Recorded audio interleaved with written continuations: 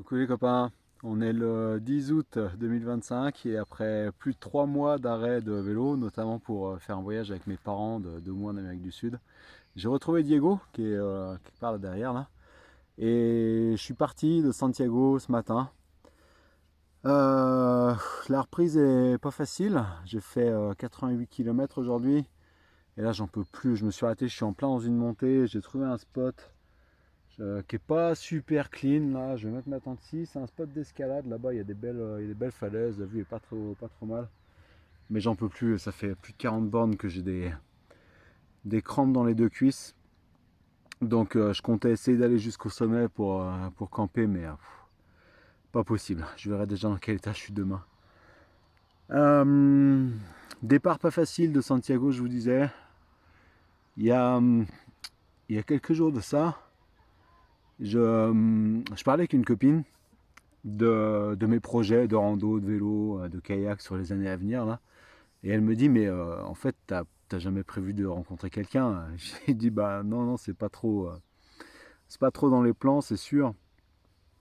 Mais il se trouve que j'ai rencontré quelqu'un il y a pas longtemps, il y a 2 mois de ça, une Chilienne à Santiago. On s'est vu quelques jours et puis on a entretenu une relation pendant 2 mois en s'écrivant. Et là je viens de passer 10 jours chez elle.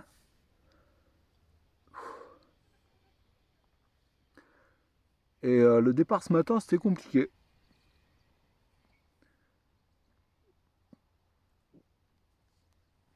Pardon, vous allez encore dire que je fais que chialer. Cette fois, c'est au début du trip, c'est pas à la fin.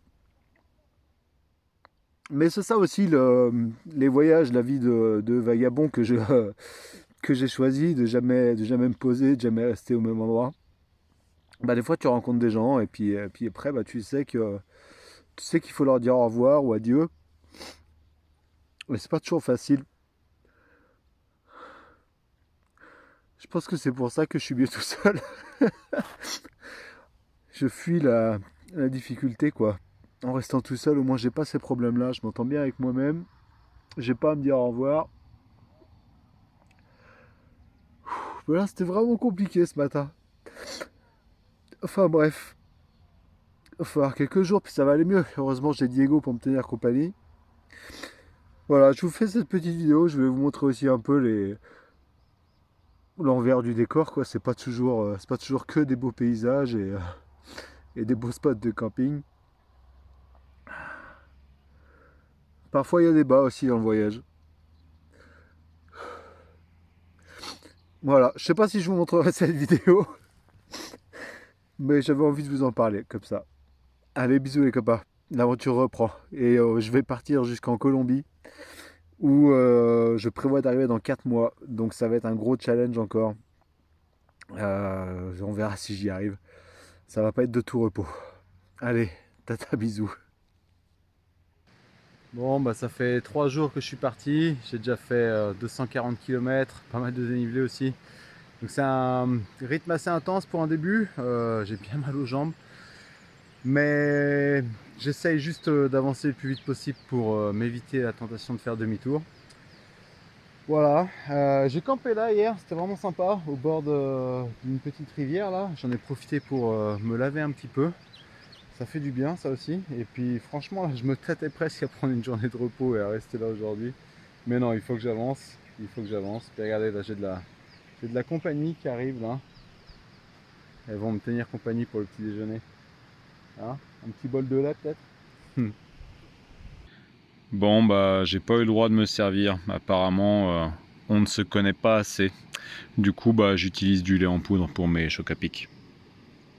J6, je viens de finir une côte de 30 km ce matin là, que j'ai commencé hier après-midi. Je pensais arriver au sommet hier soir, mais j'ai pas pu. Trop fatigué. J'ai pas la forme comme il y a 3 mois, c'est sûr. Faut que je m'y remette. Et puis je fais bien 7-8 kg de plus qu'il y a 3 mois aussi. Donc il faut les porter quoi. Vivement que je maigrisse, on déplace à mes parents. Voilà, je suis dans la brume, le vent, il fait 6 degrés. On va vite redescendre.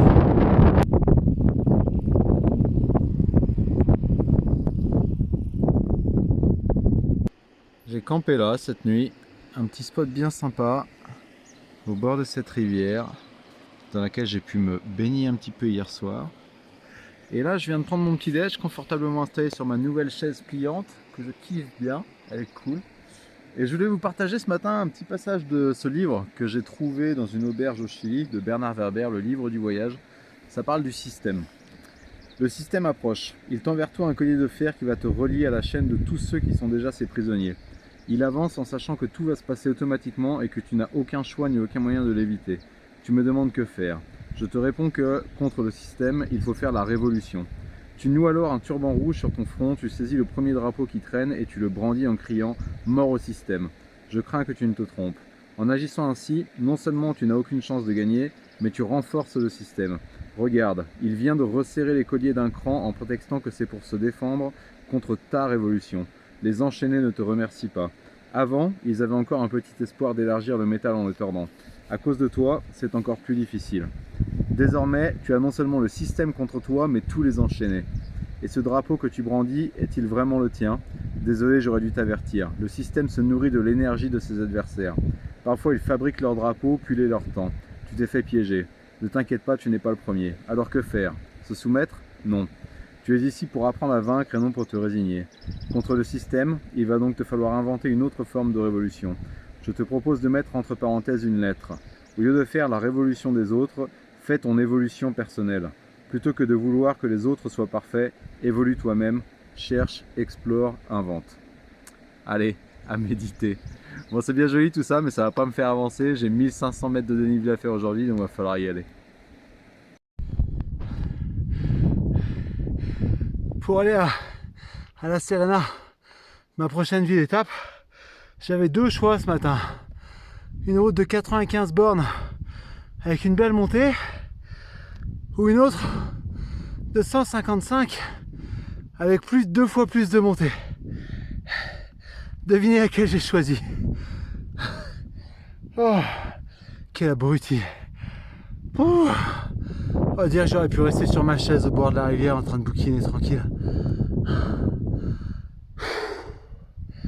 Allez, faut continuer.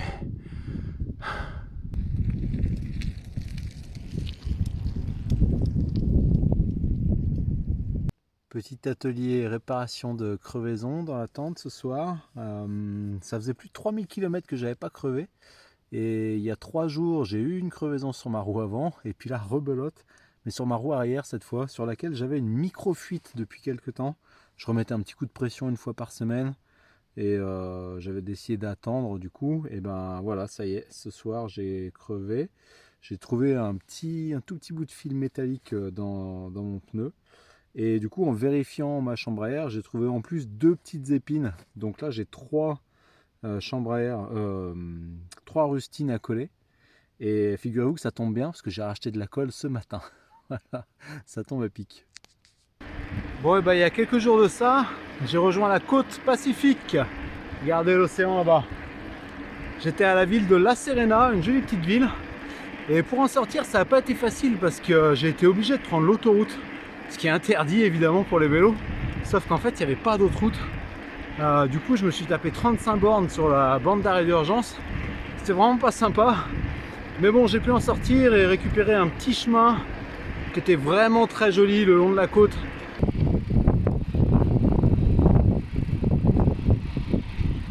J'ai un peu galéré dans le sable, dans les cailloux.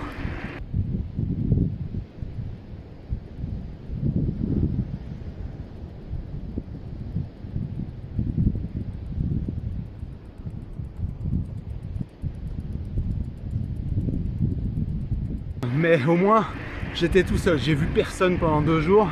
C'était vraiment top. J'ai dormi dans une petite cabane de pêcheurs hier. Et puis là-bas je retrouve la route, toujours le long de l'océan. Et on continue vers le nord.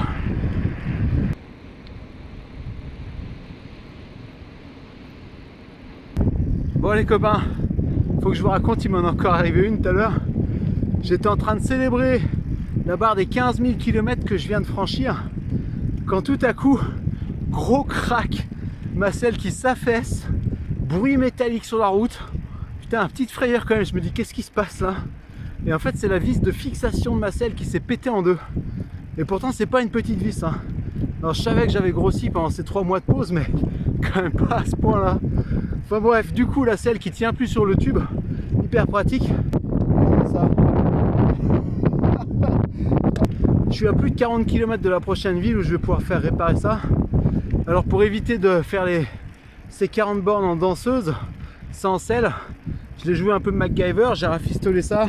Regardez, avec des petites cordelettes, avec 2 serre-flex. Voilà, j'ai remis la selle. Bon, c'est un peu bancal, c'est pas l'idéal, mais ça me permet quand même d'avancer. Voilà, un épisode de plus dans la série des péripéties d'Armando à vélo.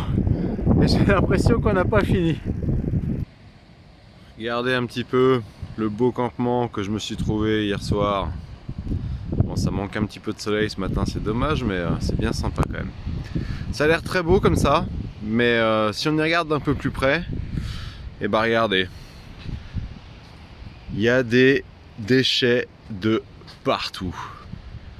Là, là-bas au fond, c'est une catastrophe, c'est une putain de déchetterie. Je suis à 15 km de l'entrée d'un parc national, et pourtant, c'est lamentable. C'est désespérant. Si on fait rien, et faut pas se leurrer, rien ne sera fait, d'ici 2050, il y aura plus de plastique dans l'océan que de poissons. Voilà, je sais pas si on réalise bien, plus de plastique que de poissons. C'est fou. Il y a pas longtemps de ça, il y a eu une réunion, je crois, entre différents pays, dont les pays pétroliers producteurs de plastique, pour essayer de trouver un accord et réduire la production. Et ben, ils n'ont pas réussi à se mettre d'accord, sachant que ce qui avait été proposé pour les pays pétroliers, c'était trop demandé, alors que les autres trouvaient que c'était pas assez d'efforts. Donc voilà. Bref, tout va bien. En parlant poubelle, je vais avoir quelques trucs à jeter à la poubelle, notamment mes pédales. J'ai changé mes pédales hier parce que celle-ci, le roulement commençait à être bien fatigué. Donc troisième paire de pédales, je les avais changées il y a 9000 km déjà. Et puis je vais aussi jeter mon short. Ah là là, mon short, je suis tout triste. Ça fait longtemps qu'il m'accompagne celui-là. Regardez. Voilà, parce que depuis 2 jours je pédale sans cuissard et j'ai un petit peu des trous au cul, donc sans cuissard ça le fait un peu moins quand même. Et puis tant que j'y suis, je vais me séparer de ma paire de chaussettes préférées. J'ai pris cette décision hier. Ça me fait mal au cœur, hein. Celles-ci, elles en auront fait des kilomètres. Et bien évidemment, je jette tout ça dans une poubelle, je ne le laisse pas sur la plage. Je jette aussi une bouteille et un sac plastique que j'ai ramassé sur la plage. Ce sera toujours ça de moins dans l'océan, c'est pas grand chose, mais bon, j'essaie de faire ça en général à mes campements, ramasser 2-3 petits déchets autour de ma tente. Voilà, c'est mon petit geste. J'ai campé là cette nuit. Bon, le spot est pas dingue, en plus derrière les rochers là-bas il y a une petite communauté là. Et c'est vrai qu'en général j'aime pas trop dormir près de là où il y a des gens. Et justement il se trouve que ce matin il y a un mec qui est venu me parler. Et on discute pendant un quart d'heure, il m'explique que lui il était venu là pour 2 mois et puis en fait ça fait 20 ans qu'il est là. Il travaille ici, il ramasse des algues, il y a plein de gens qui ramassent des algues au bord de la côte ici. Il m'explique qu'elles sont vendues je crois pour faire des sacs, des shampoings, des trucs comme ça. Et puis je voyais qu'il avait, quelque chose dans ses poches. Et puis au bout d'un quart d'heure qu'on discutait, il les sort et il me tend un sachet de noix et un paquet de gâteaux qu'il m'avait amené. Il me dit ouais je t'ai vu arriver hier soir et tout, enfin vraiment trop sympa le gars. Et du coup bon on échange nos numéros, puis il me dit moi je viens de telle ville, si tu reviens au Chili tu me dis, je t'invite chez moi, je te présente à ma famille, enfin vraiment un mec adorable. Donc je le remercie bien et puis 10 minutes après alors que j'étais en train de petit déjeuner, il revient et cette fois il m'amène du pain et du fromage de chèvre. Trop gentil. Voilà, une journée qui commence bien.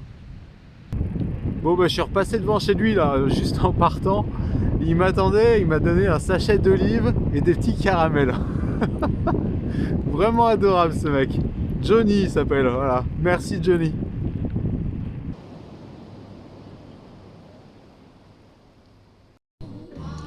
Bon magasin de vélo là pour faire changer une ou deux petites pièces et puis on a découvert un petit problème.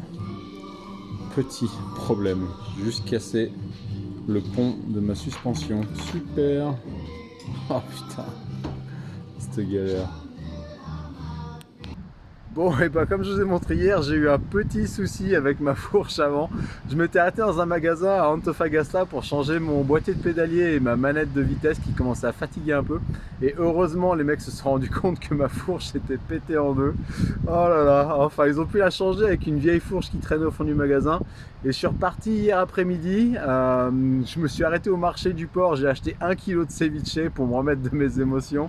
Et puis pour profiter de l'océan, puisque aujourd'hui, après 2 semaines à longer la côte, et bien c'est ma dernière journée le long de l'océan.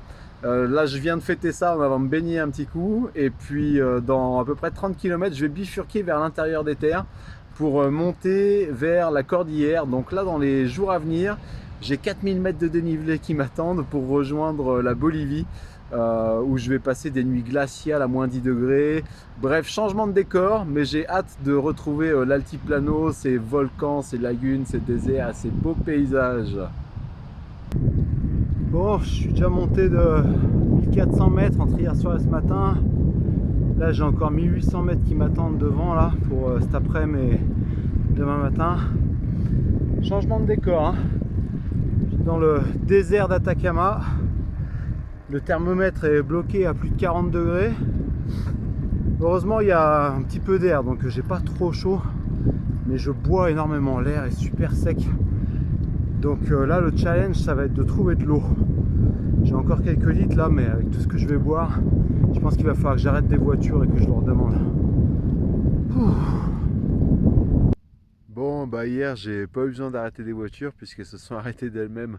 Il y a des employés de la mine qui se sont arrêtés déjà, ils m'ont filé 1,5 litre et une pomme.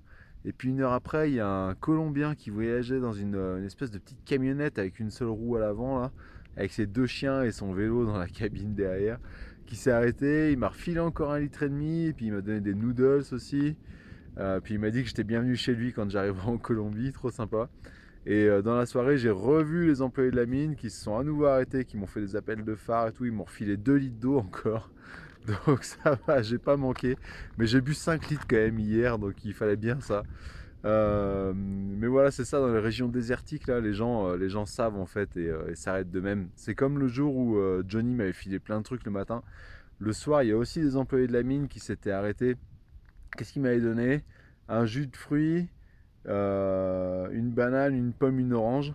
Et le lendemain, il m'avait revu sur la route et il m'avait préparé un sac. Ils m'ont filé un gros sandwich viande fromage qui était trop bon. Encore un jus de fruits, de l'eau, encore une pomme. Et puis peu après, il y a un gars qui s'est arrêté, qui m'a dit « Ah, je t'ai vu hier et tout ». Il m'a fait des signes aussi. Et là, il s'est arrêté, il m'a filé 4 bananes. Enfin voilà, je meurs ni de faim ni de soif. Voilà, j'ai dormi là, sous les lignes électriques. Là, c'est pas l'idéal. Mais c'est compliqué de s'éloigner de la route dans ce champ de gros cailloux là. Allez, je continue la montée ce matin. Et ben voilà, ces 3 derniers jours là, j'ai fait plus de 280 km. Je suis monté de 0 à 4000 mètres. Je peux vous dire que je suis rincé. Je vais pas tarder à m'arrêter là. Je suis à une journée de vélo, 75-80 km de la frontière bolivienne. Bientôt fini le Chili. Ouh, je suis éclaté. Vous voyez le champ d'éoliennes là, il y en a 26. Sur les 26, il y en a 24 qui sont tournés par là-bas. J'imagine que c'est de là que le vent souffle d'habitude. Ce qui serait sympa, bon vent dans le dos là. Mais non, ce matin, il n'y a que 2 éoliennes qui tournent. C'est les 2 qui sont tournées dans l'autre sens. Et j'ai le vent dans la gueule. Super. Et ben ça y est, le bâtiment derrière moi, c'est la frontière du Chili que je viens de passer avec succès. Et je me dirige maintenant vers la Bolivie. L'aventure continue, j'espère que ces petits chapitres chiliens vous ont plu. Et je vous retrouve très vite dans le Salar d'Uyuni. Ça va être trop bien.